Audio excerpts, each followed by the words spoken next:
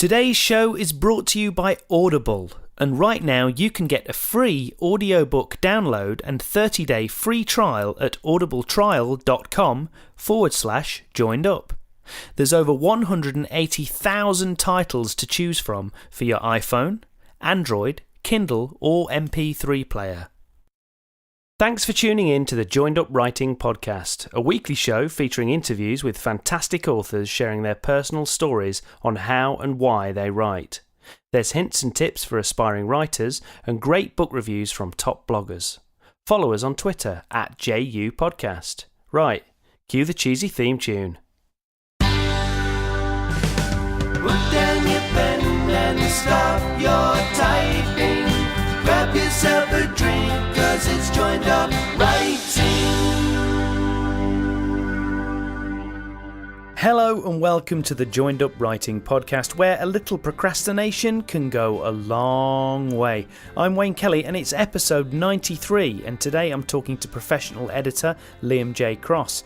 I've had many of you asking me to do more stuff on the nuts and bolts, the real nitty-gritty of editing, and I think you'll find loads of useful advice in this interesting chat with Liam.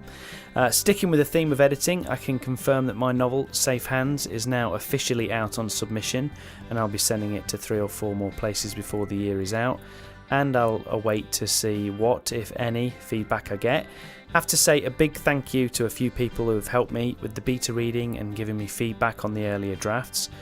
Now I come to think of it, actually, they're all friends of the show, starting with Bede Roberts, who was a guest on the show back on episode 53. M.W. Leeming has given me loads of help and support and was actually the first person who volunteered to read the book. From Book Bloggers Corner, Victoria Goldman read the opening chapters and gave me some really helpful encouragement. And Catherine Sunderland, also a BBC regular, has read the whole thing multiple times and provided me with a huge amount of very specific and constructive feedback on everything from plot, characterisation and even commercial considerations. General help, motivation and support has also come from my long-suffering writing buddy and collaborator Maria Smith, who's had to patiently read my long emails where I just constantly ask for validation and complain about how hard writing can be. Anyway, I thank all of you, and it only reinforces the vision that I originally had for this podcast. When we talk about getting joined up with other like-minded writers and creatives, it really is the best way to improve your mindset and push you closer to succeeding.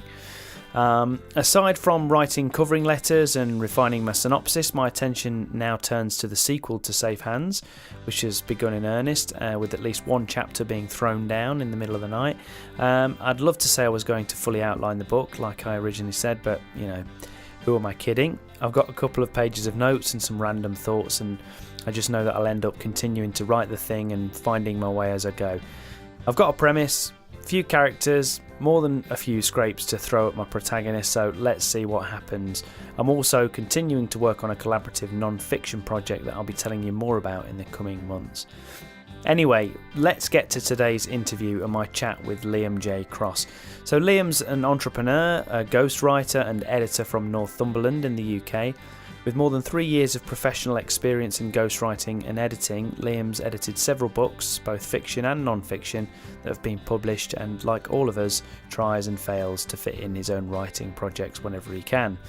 It was really, really great to talk to him, and as I say, there's lots of kind of nitty-gritty stuff about story and editing, and I hope you find it useful. Thanks for coming on Joined Up Writing Podcast, Liam, really appreciate it. How's things, first of all? I am wonderful, yes. Very good, very good. How are you? Yeah, good, thanks. Yeah. You've been busy, I take it? Very. This week has been insane. Like, I've hardly been on my Instagram and my social profiles because I've had a lot of onboarding calls and consultations with clients, and yeah, I'm all over the place at the moment, but that's the way I want it to be. Yeah, that's the best way. Yeah, sure. So why don't we start off just you telling us a little bit about your own writing journey and how you came to be an editor? Of course. So it all started in, it sounds like the old cliche thing, it started in high school, but that is where it started. I'm a living cliche, I suppose, but that is where it started. And it was in English literature classes, and I sort of just picked up this different way of seeing things. The teachers always used to say, like, people would come up with their points, like when we're analysing fictional, like all the greats from like fiction's past, and the teachers always thought that I came up with things that they'd never sort of heard of before, and I found that interesting. So that was where I thought, so if I can analyze it this way, maybe there's, you know, something going here. I'd always liked reading growing up anyway, so that was why I enjoyed literature, and I guess that's proven. Like, a lot, all great writers admit to being avid readers, so it's just the facts speaking for themselves. And from there, it snowballed into, you know, writing my own stories, writing my own novels, and then I stumbled upon, you know, it came the time for me to seek out an editor after I'd rewritten a few times, and I didn't have a clue what it entailed, like what an editor actually did. You know, I looked up a few freelancers here and there, and I stumbled upon this one woman called Jen Blood. I'm not sure if that's an author name or something. I know she does write as well, but I stumbled upon her website and read through what the editing actually entails, and I thought, wow, that sounds cool. And then I started researching it, and then I thought, okay, so I like writing, I enjoy writing, but maybe there's something, because the first thing I understood was that, okay, writing as a career, it's tough to break into, you know. It's not something that you can just, you know, publish a book and make a living from. It's a tough, rough road that you have to endure, and I see it as all writers are going to need editors. And then I looked into the pricing and how to get your name into the publishing industry and that sort of thing. And I was like, okay, this could be something here. And then obviously I related back to my early school career, you know, picking out things from literature that we were reading and the teachers finding it interesting. And I was like, okay, maybe there's a correlation between this, and maybe I could, you know, take my writing skills and my analysis skills and combine the two to make a career from it. And that is where I jumped in head first. And that's kind of where your jumping off point then. Yes, basically, yeah. Yeah. So, what would you, having done editing for a little while and talking to people about it, and maybe new writers, what would you say is the biggest misconception about editing from writers and probably from non-writers? Now that's a good question. Now I'm under the impression that a lot of writers think that editing is like their story's going to get torn apart. It's not going to be the same story. You know, an editor's just going to be like, no, you need to change everything. Like, it needs to be like this. But for me, that's not what a good editor does. A good editor takes the story that's there and makes it clearer. You know, when I'm consulting clients, I always say, think of it as polishing a car to prepare it for like a car show. You have the car already. All I'm doing is going through it, and we're going to polish it up and make sure it's perfect and ready to be seen. And that's the way I look at editing, whether it's a developmental edit, whether it's a line edit, whether it's a copy edit, no matter what type of edit it is, I always try and think, okay, this is the car, I need to polish it. And it's obviously done in different ways depending on what type of edit they require. Well, on that subject, so again, for people, because again, I think a lot of new writers and probably non-writers would assume if you say, oh, someone's going to edit it for me, they will probably just think of copy editing. They'll think, yeah, I'll make sure all the spelling and the punctuation's sort of correct. So tell us, people that don't know, what kinds of edits are there? So there's the main three, basically: copy editing, line editing, and developmental editing. It's sometimes called content editing. It's got a few different names, but it's all basically the same thing. So copy editing, like you just said, is the what I call the boring side of it. There's the spelling, the grammar, the punctuation, the formatting, you know, checking consistency. I guess internal inconsistencies come into copy editing to a degree, like if a character has black hair on page 23 but blonde hair on page 75, that's the type of thing that like a copy editor looks out for. Developmental editing is, at least in my process, it's making the story a stronger story. So there's never actually any line by line consultation done on the project. It's a read through, a couple of read throughs. I assess the story based on genre conventions, internal versus external conflict, you know, everything that makes a story pop. And then we work side by side on that. I write a written report based on my findings, and then we normally do like a pretty long Skype call to say, okay, I think you need to do this to the story. So that's the type of edit where it is changing the story, in terms of plot development, in terms of the conventions of the genre they write in. So it varies based on the author, the genre. It's based on a lot of different things, and it's sort of coming to a compromise. Like, I know what the industry requires of that genre, but that author might not want to make it exactly like that. So we'll have to find a way to make it unique, but still adherent to the conventions, because the conventions are what the readers want, because that's what they're used to, and therefore that's what sells books. So it's kind of it's basically just coming together to combine like my knowledge of the industry with their storytelling to create the best thing that's right for the market. That's what I'd see as a developmental edit. And then a line edit is obviously the name is a bit of a giveaway. It's a line by line edit, and that focuses more on honing that person's unique voice.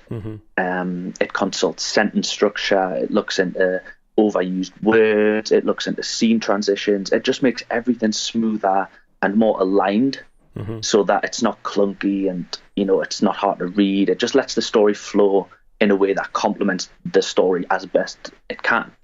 And that's basically what a line edit is. I try to tend to hone in on people's voice by, I always say that uniqueness in writing doesn't come from the words you use necessarily. It comes from the way that you connect sentences. If you read any unique writers, there's only so many words you can use to fill the page without, there's nothing worse than like loads of long words that are used unnecessarily. I think that gets boring to read. It takes away from the story. But the uniqueness in all of the greats comes from the way that they end scenes, the way that they connect paragraphs, the way that they transition things. That's where the uniqueness lies within their work, and that's what I try to help people find within their own writing, and that's what I do in a line edit.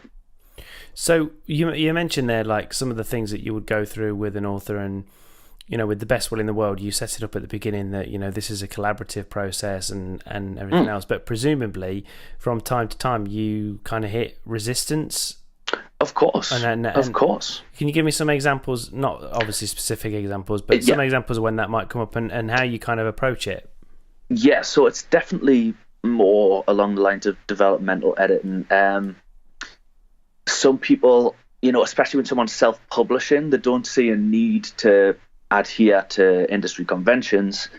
But the issue I have with that is that they see it as them not writing a unique story, and that's where the problem lies, because that's not the case. What it is every genre, or at least the main genres, have a structure that every book in that genre throughout time has followed. And that doesn't mean that all the same book, they're totally different books, but on the tin it's an outline. And people see that as, well, no, I'm just copying everyone else, I want to be unique, and trying to convey that that's not how it is to some people is where the issue lies. So not to name drop or anything, but like there was someone I worked with about a year and a half ago now, and there was this huge part in the middle of the book where the characters just seemed to like go really flat. And the timeline was like, it spanned over 3 days, and for me it did nothing for the plot. It didn't progress anything. It didn't reveal anything about any of the characters' relationships, about the characters as individuals. It didn't reflect what the ending might look like. It did nothing for the plot. And I said, look, it was about 3,000, 4,000, 5,000 words. I can't remember the exact figure. It was somewhere in that ballpark. And I said, look, this just does not need to be there. Like, I don't know how else to put it. Like, this does nothing for the story. And plus, we were like about 5,000-6,000 words over the word count for where I wanted it to be. So that would have been a perfect place to cut, and the story would have still flowed perfectly from one chapter to another, just by cutting out these couple of chapters that were just a dead end. And they were having none of it. Like, basically, like, it was just like they were so in love with this part of the story, and they weren't seeing it from a reader's perspective. They were seeing it from, but I've spent so much time writing those scenes. Like, I like the way that the characters talk to each other in that scene, and it's like, and that's where the issue lies. You know, I respect that people have put a lot of time and effort into, you know, writing those 4,000 or 5,000 words and then going through and rewriting them and polishing them up, and I get that. Like, I totally get that, but I think sometimes you have to just bite the bullet and say, okay, this is going to make my story 10 times better for people reading it. And I think if it comes to that sort of decision, you should always make the cut. So if you were sort of sitting down to look at a manuscript, like tomorrow, say somebody handed you a manuscript, so where would you begin? Sort of talk us a little bit through your process. So someone hands over, what are the sort of important questions that you would ask? Okay, so I guess I'll base it on a line edit, because that's the most common type that I do. So a line edit, I do I do like a consultation with people before we get going. So I like to have a read. I don't read the full thing. I know a lot of editors do. But where I get scared with that is that I might spot a mistake that I don't come across when I actually, like, I might spot it when I'm doing the initial read through and then overlook it when I'm actually working on it. So I tend not to do that because I have like a little bit of anxiety about missing something. So I tend to do like a scan of the 3 main points of the story. I'll read the first couple of chapters, you know, get an idea of how they're beginning the book, and then I'll try and locate with a bit of guidance from them, I'll try and locate like the inciting incident where the conflict gets going, see how they've developed that, and then I'll read the penultimate few chapters and assess how the ending plays out. And that's pretty much what I do to determine their structure, like the way they've structured the story, to assess how it looks, whether or not they've got things in the right order. And then for a line edit, it's basically like I only do my full read through like when I'm actually working on it. And I tend to keep people updated every 100 pages. So we normally do a call every so often, like to update them on progress, let them know how things are going. And once I've done that, I do like a final proofread after their amendments. And that's how the line edit tends to go forward. Brilliant. And so you mentioned earlier about consistency. You talked about consistency of voice. Presumably there's things like characterization and things like that. So how do you tend to pick up on that in terms of how do you get into the voice of the narrator or the person that's obviously, because you haven't written it. So how do you pick up on that and, you know, think, well, yeah, I think this is where the voice is the strongest and this is, you know, how we can hone it. So what sorts of things do you look at there? Yeah, that's a good question. Now, I'm weird with this because I rely a lot on the author's own opinion on what I single out as their strongest writing. So I have this thing where in 90% of cases, the writing that they most enjoy, so I ask them, I say, pick out a chapter in this work that is your ultimate favorite in terms of how it's written, in terms of what happens, in terms of how it transitions, everything. Like, what is your favorite chapter in this book? They give me that. I have a read of that chapter, you know, once I've already started with the edit. And 9 times out of 10, that is where their strongest writing is. Like, their own opinions of their writing tend to be an actual reflection of when it's at its strongest. So it's a bit of a weird strategy because I base it on their opinion. So it's sort of backwards, but I've found that in most cases it actually does turn out to be where their voice is the strongest. And in terms of consistency with voice, it's like I tend to pick it up more.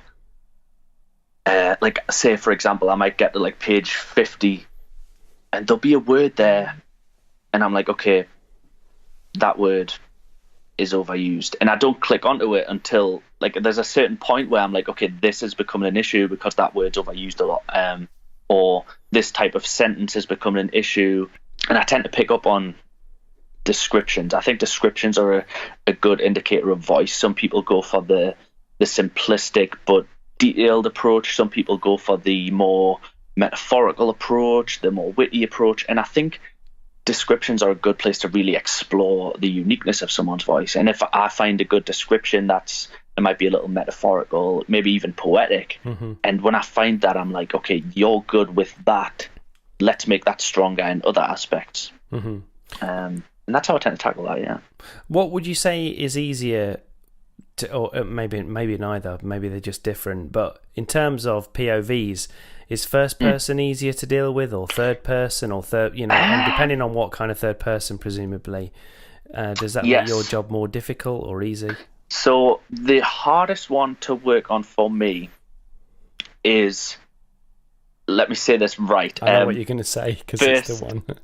First person present tense. Right. So when it's like he walks, when it's like S rather than ED on the verbs. My like novel's in first person present tense, so I understand. Is it? Yeah. Yeah, those are the hardest to, because with first person and present tense, it's like it's harder to pick out whether or not they are switching tenses.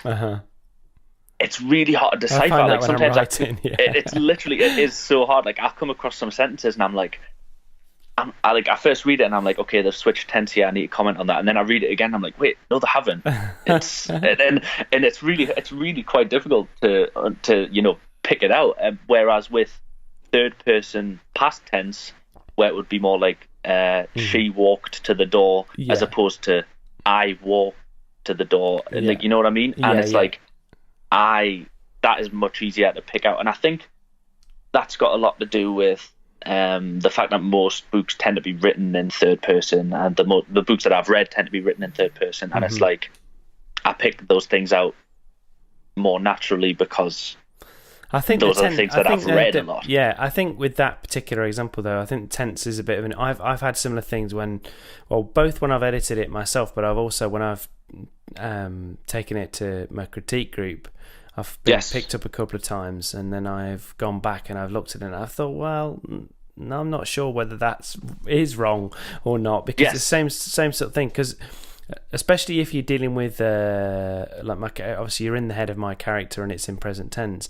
Sometimes he'll be thinking and he might say, he might be talking about something that happened like 30 seconds ago or a minute ago or whatever. And you think, well, that does need to be in past tense, even though it's only just happened. So it can be a bit difficult sometimes. That is literally it. And I think then again, it tends to be present tense that's harder. Past tense is easier with both first and third.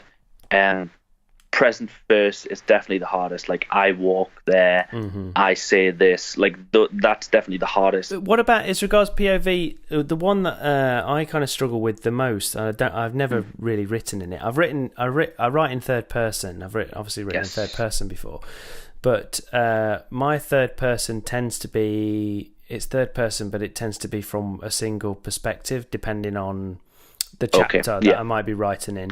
Where the one that I struggle with, well, it's not that I struggle. I think I would find it challenging to write in his third person omniscient. Is it where you can effectively you can everyone. Yeah, effectively, people that don't know that listen to this, So effectively, it's godlike. You can almost be in anyone's head at any one time. But I still feel like there are rules to that, because if you just hop from, if you've got a character, you've got a scene with like 4 characters, and then you literally just hop from one head to another to another to another, it gets complicated. But I read Stephen King does it quite a lot.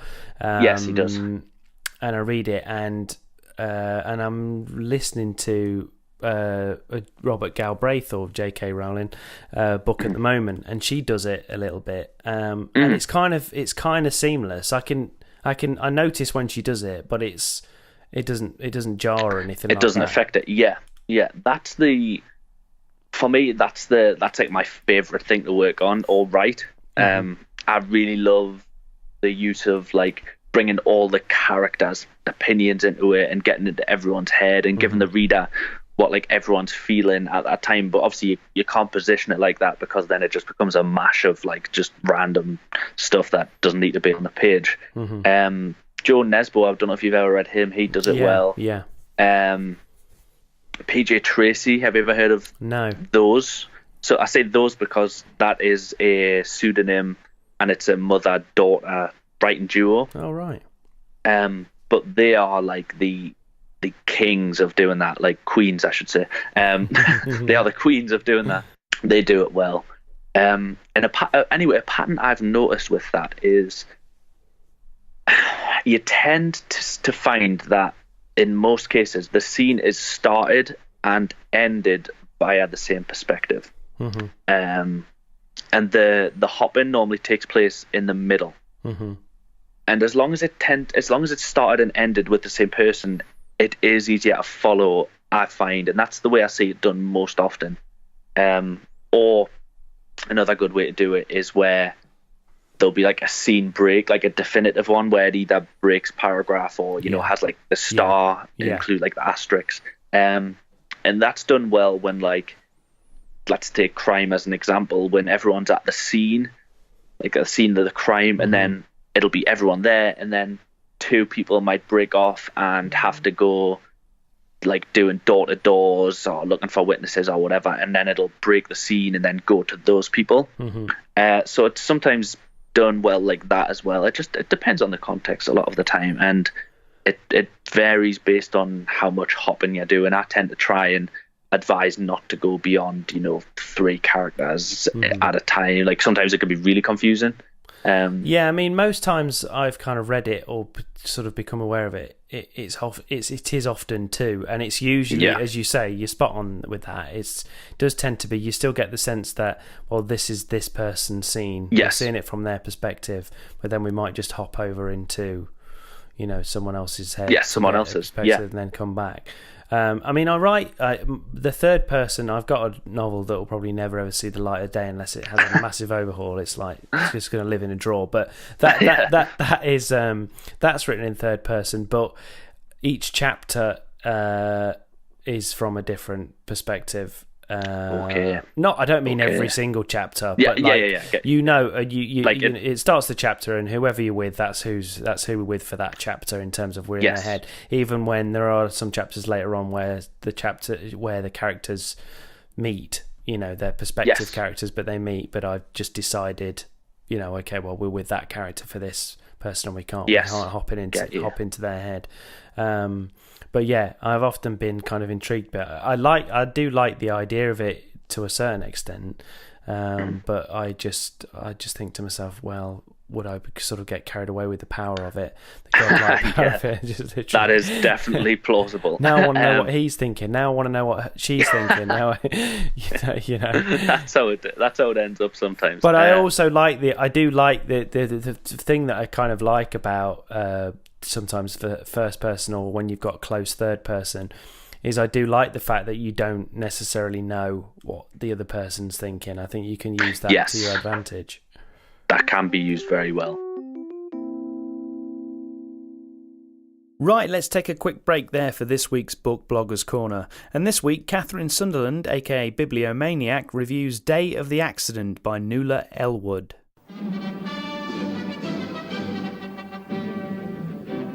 This is the BBC Book Bloggers Corner. The blurb for this novel is suitably mysterious and confusing, yet completely compelling. This is a story that begins with a car crash, a devastating accident which throws the main character, Maggie, and the reader straight into the emotional and harrowing aftermath of one of the worst things that could happen to any parent. We meet Maggie as she wakes up from a coma in hospital to the news that she's been rescued from her car as it plunged into a river.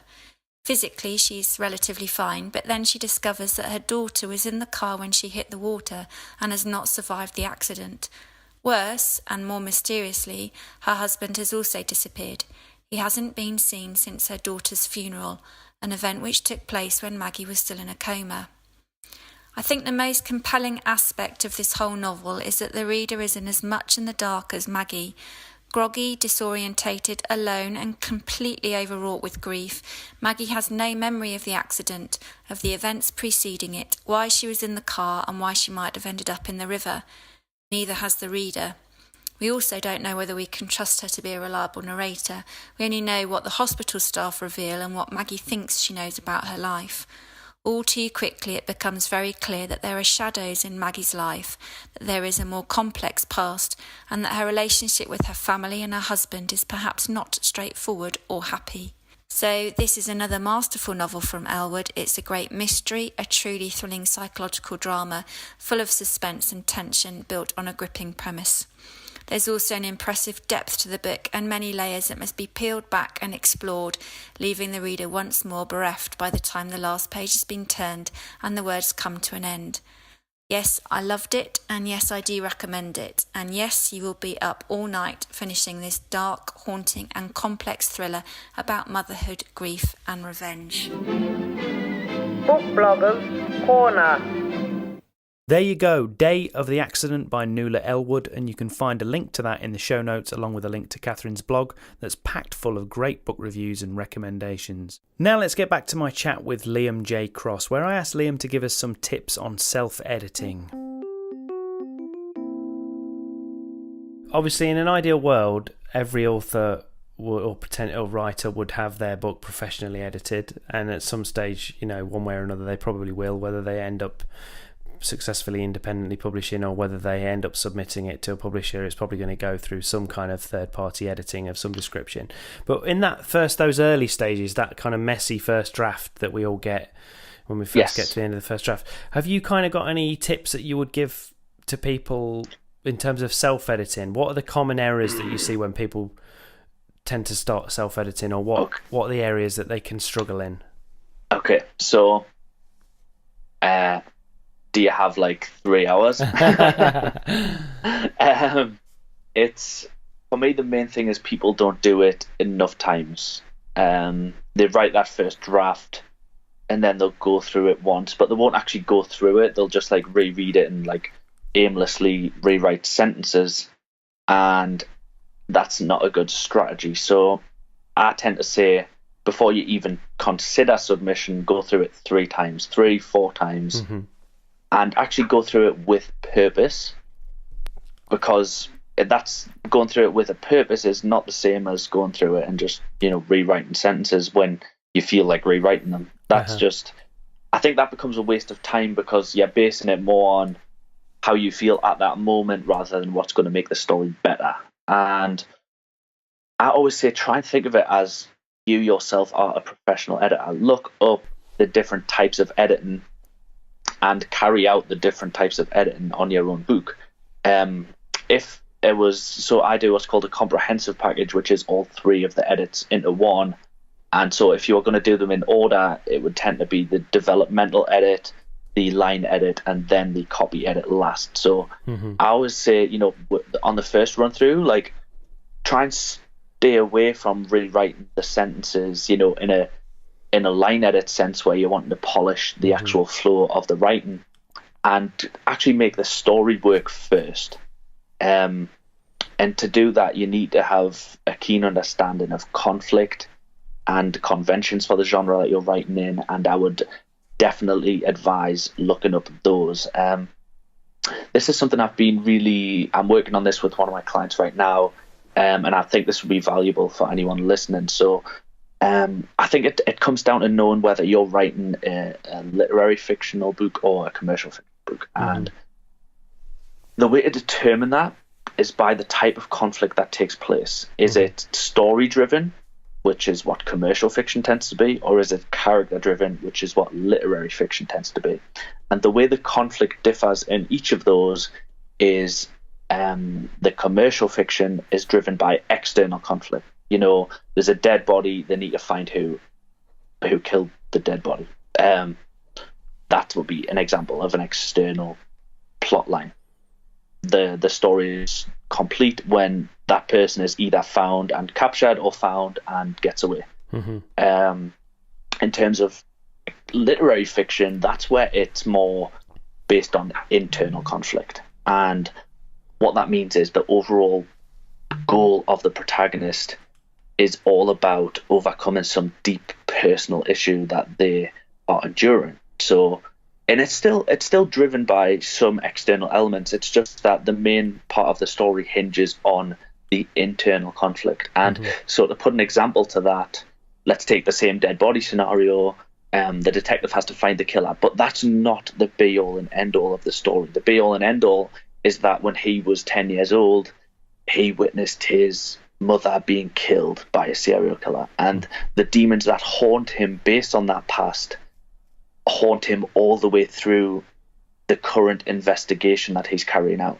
And whether or not he's successful is based on if he catches this killer, but it's not just for the people, the dead body's family, it's for his past self. It's deeply rooted to that trauma that he experienced as a child. And that would be an example of something that's more character driven as opposed to plot driven. And I'd say that's, before you even start writing, that's something you should determine. You should determine whether or not your conflict is going to be mainly external or mainly internal. And finding that balance and creating the subplot is a lot of the time what makes a story work or what makes a story flop.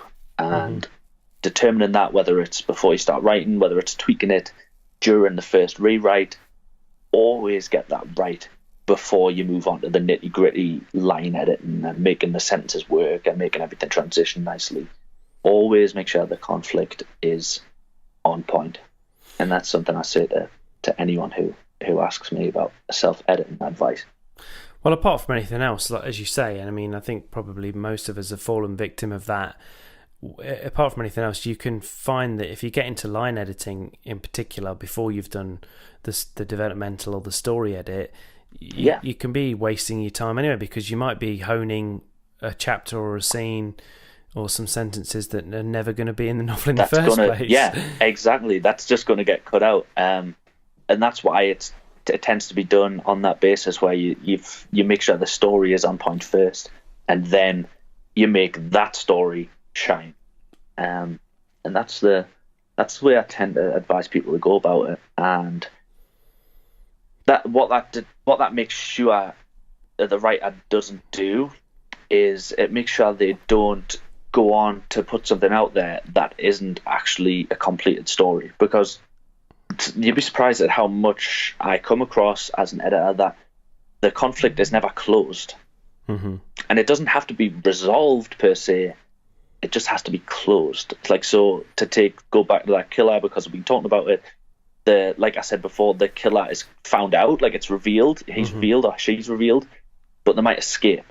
So it's like the conflict is closed because the reader has found out, okay, this is who killed them, but it's not resolved because they're still on the loose, and that's where book 2 comes into it, blah, blah, blah.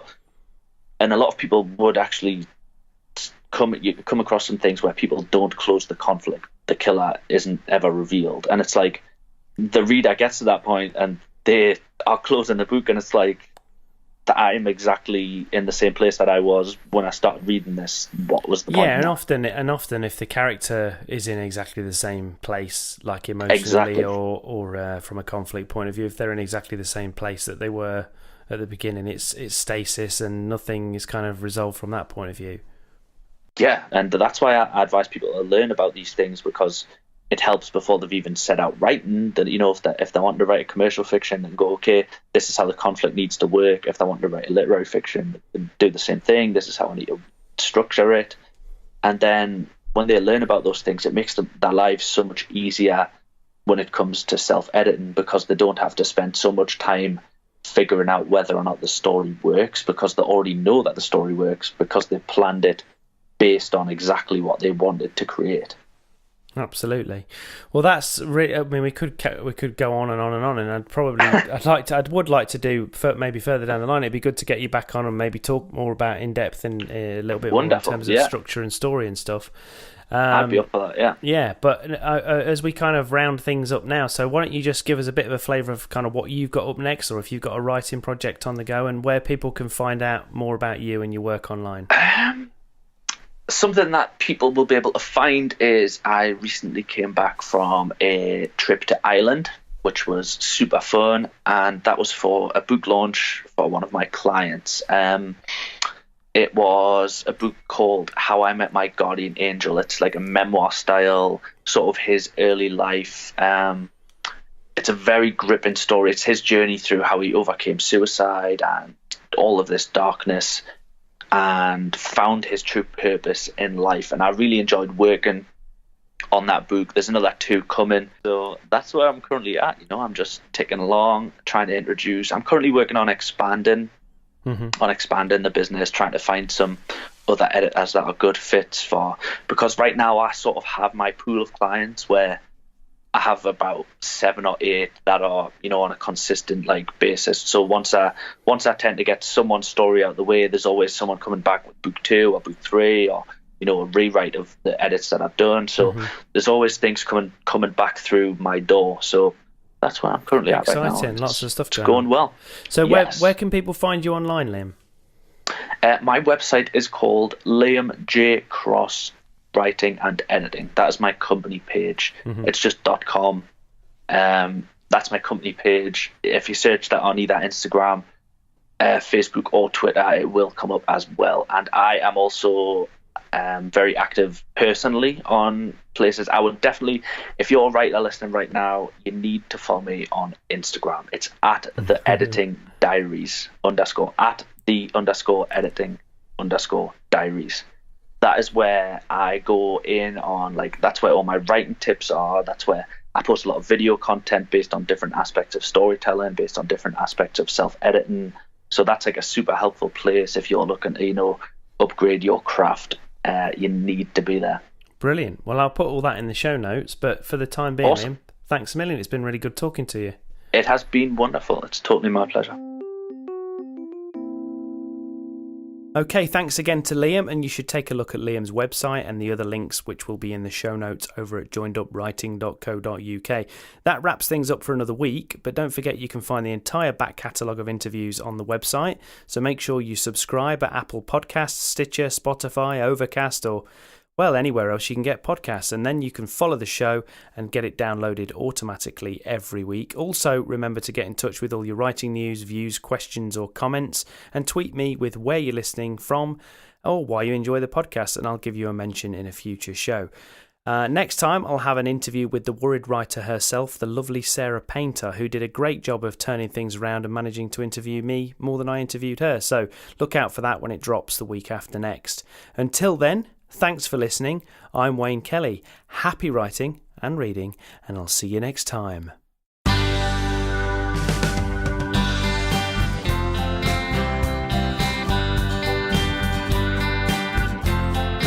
Joined up